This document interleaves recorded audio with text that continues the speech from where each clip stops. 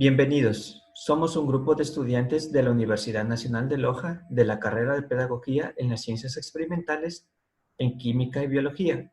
El presente trabajo está conformado por Jenner Cueva, Nicole Escaleras, Katy Rosillo y mi persona, Luis Palacios. En la presente clase hablaremos sobre las teorías sobre el origen de las especies, pero primero tenemos que definir qué son estas teorías. Estas teorías son postulados científicos y religiosos que tratan de explicar el origen de las especies. Dentro de estas teorías encontramos las siguientes: creacionismo, fijismo y catastrofismo, y son de índole religioso. El creacionismo sostiene que Dios creó la vida, y esta se basa en postulados o en textos bíblicos. Y la segunda, el fijismo, sostiene que las especies siempre han existido y que nunca han cambiado. Y esta se opone profundamente a la teoría de la evolución. Fue propuesta y defendida por Carlos Linneo, un naturalista sueco considerado el padre de la taxonomía moderna.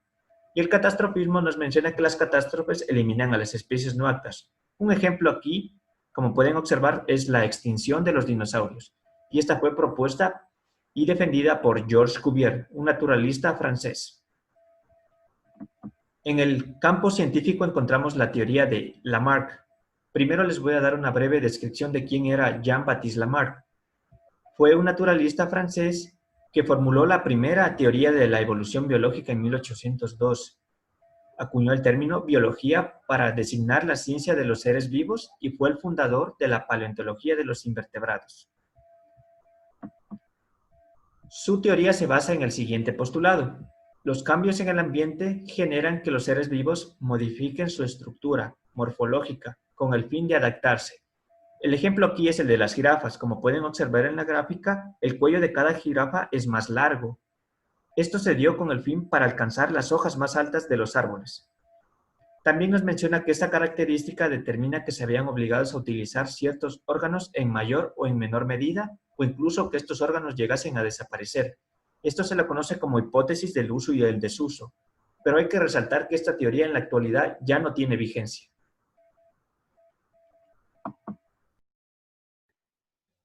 Seguidamente les hablaré sobre un segundo naturalista como es Charles Robert Darwin. Darwin fue un naturalista británico del siglo XIX. Nació el 12 de febrero de 1809 y murió el 19 de abril de 1882, a los 73 años de edad.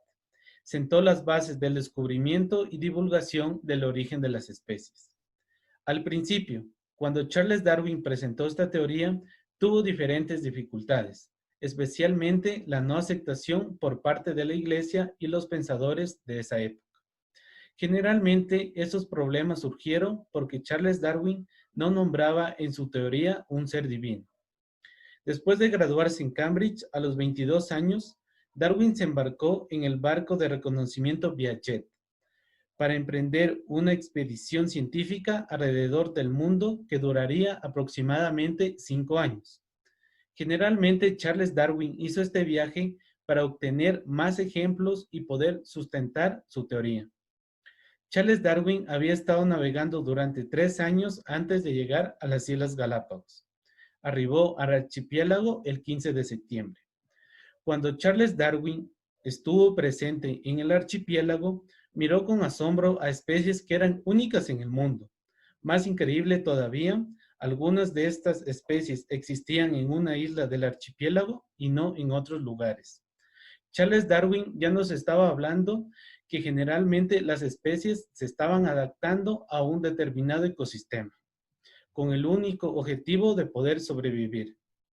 Fue clave para su posterior obra científica, ya que le permitió recoger todo tipo de material y realizar numerosas observaciones que le servirían como base para su teoría de la evolución. La evolución no tenía un objetivo final, ya que la adaptación de una especie por selección natural es un entorno que cambia de una forma gradual. Generalmente, siempre Charles Darwin quería marginar un poco más la teoría de Lamarck. Por eso tomó también el ejemplo de la jirafa, donde él mencionaba que las jirafas tenían diferentes características, pero con el pasar del tiempo, Estas iban adquiriendo nuevas características con la única forma de sobrevivir al medio. Además, en 1850 tematizó sus descubrimientos del origen de las especies, en la que defendió la tesis de que todas las especies tenían un origen común y que se han ido desarrollando y diferenciando mediante un proceso de selección natural. Además, para poder fundamentar, precisó 3 ideas. La primera, la variación genética entre miembros de una población. Como segunda idea, la herencia de la variación por los hijos de los individuos portadores de dicha variación.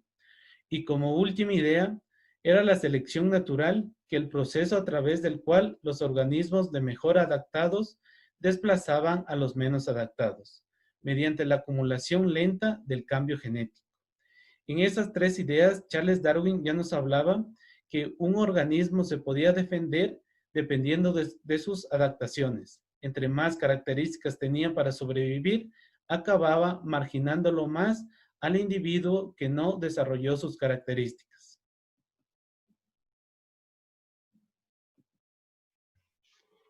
Ahora veremos el origen de las Islas Galápagos. En el origen de las Islas Galápagos influyeron algunos elementos. Entre ellos están la litosfera, las placas tectónicas y los puntos calientes. ¿Qué es la litosfera? La litosfera es la capa más sólida y más superficial de la Tierra. Esta se encuentra limitada por la atmósfera anterior y la astenosfera. ¿Qué es la astenosfera? La astenosfera es una capa viscosa del manto superior. Las placas tectónicas. Las placas tectónicas son fragmentos de la litosfera. Estos se encuentran bajo la superficie terrestre. Aquí en este gráfico podemos observarlos. Aquí está la litosfera y las placas tectónicas se van a encontrar bajo la superficie terrestre. Estas no se mueven en la misma dirección, lo que ocasiona cierto tipo de choques o roces entre ellas. Si estos choques o roces llegan a consolidarse, llegan a la superficie de la Tierra en forma de terremotos, formación de montañas e incluso tsunamis si se dan un choque entre 2 placas tectónicas. Las placas tectónicas se mueven muy lentamente y estas descansan sobre una capa de roca caliente y flexible llamada astenosfera. De igual manera, aquí la podemos observar.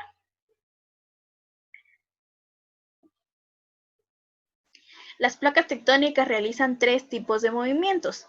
El primero es el movimiento convergente, que se da cuando 2 placas se separan y producen lo que se llama una falla o ruptura.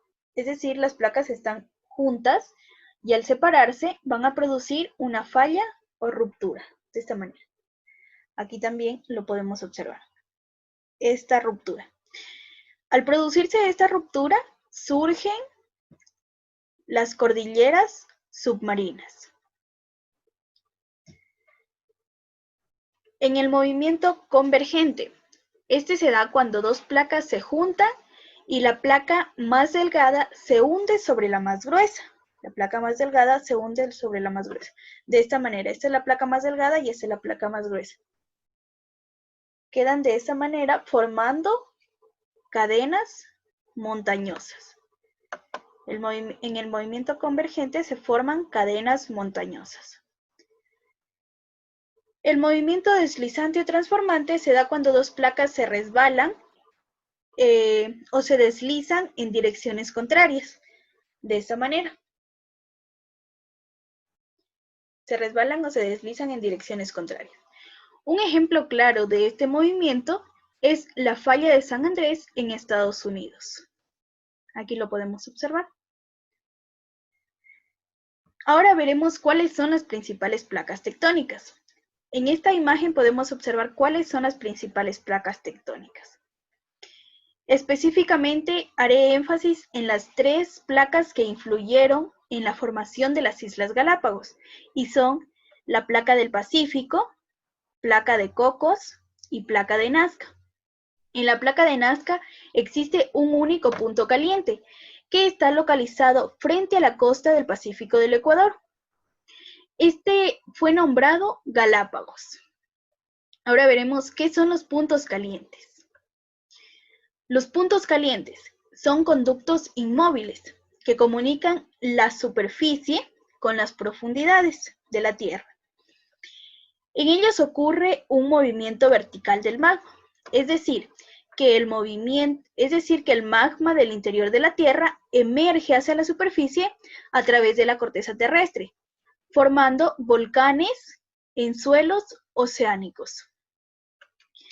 Aquí he puesto un ejemplo de la placa de Nazca. Aquí vemos cómo el manto de pluma emerge hacia el punto caliente y salen a la superficie terrestre formando volcanes e islas. En este caso encontramos la isla Fernandina, Isabela, Santa Cruz y San Cristóbal.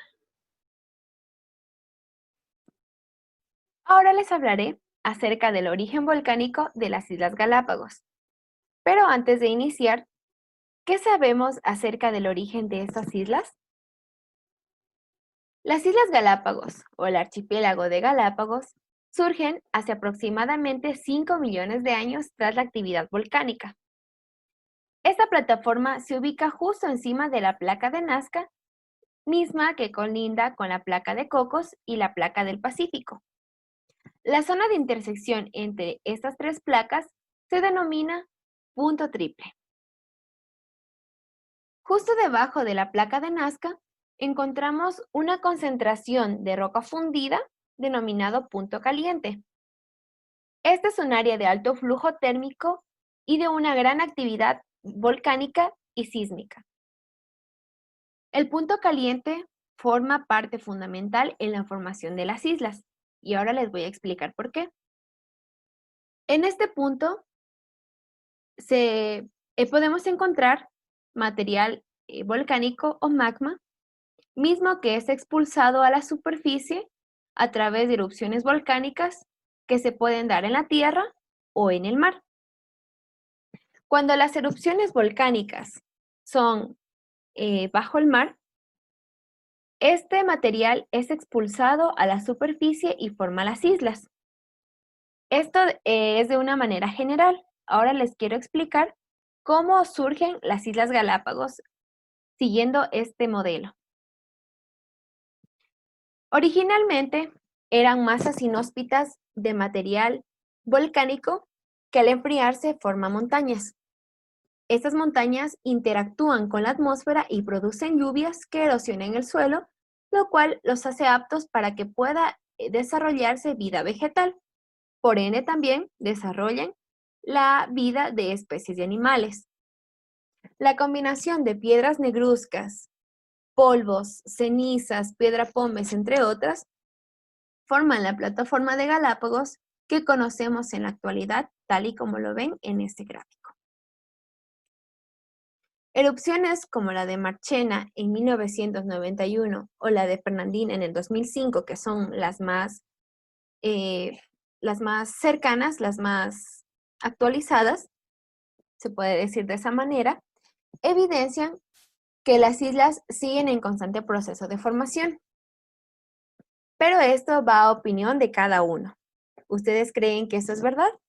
¿Las Islas Galápagos siguen formándose en la actualidad?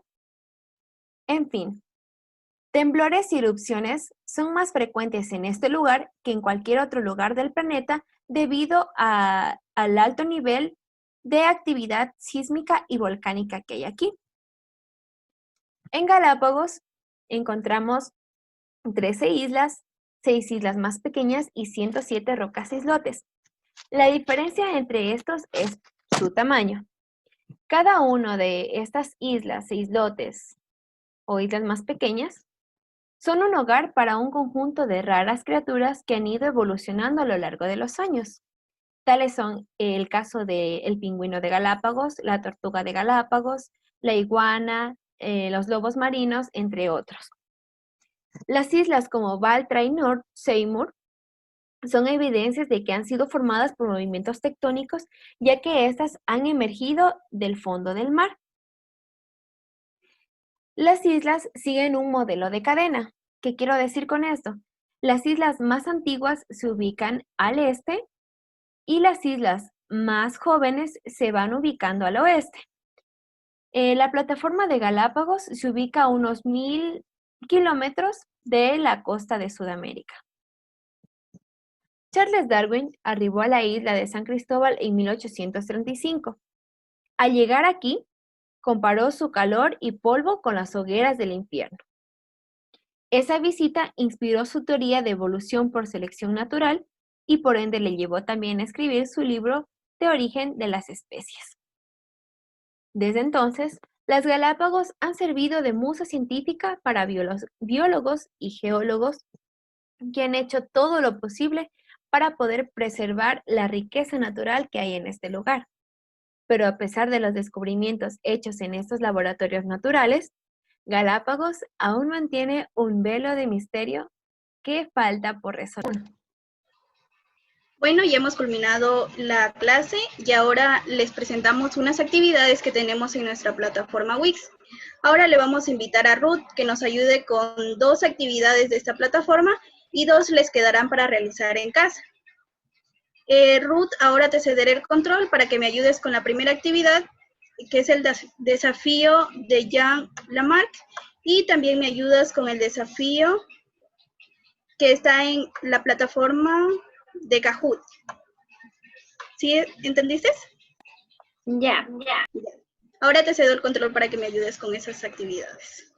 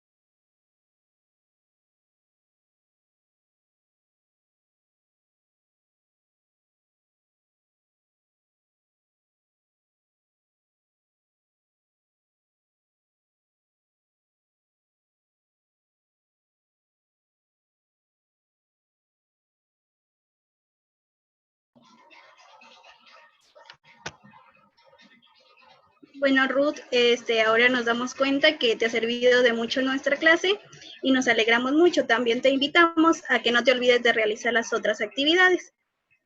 Quisiera preguntarte cómo te sentiste realizando esas actividades, si tú crees que te van a servir. ¿Nos podrías comentar, por favor?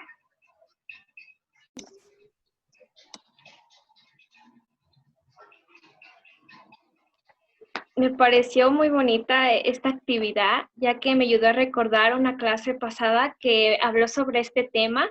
También me llamó mucho la atención los gráficos, unos estaban muy divertidos y me gustó realizar este test y aprendí muchas cosas más. Qué bien, Ruth. Nos alegramos que te haya servido esto y te invitamos a que sigas pendiente de nuestra página, ya que ahí subiremos más contenido. Con esto hemos culminado la clase. Gracias, chicos.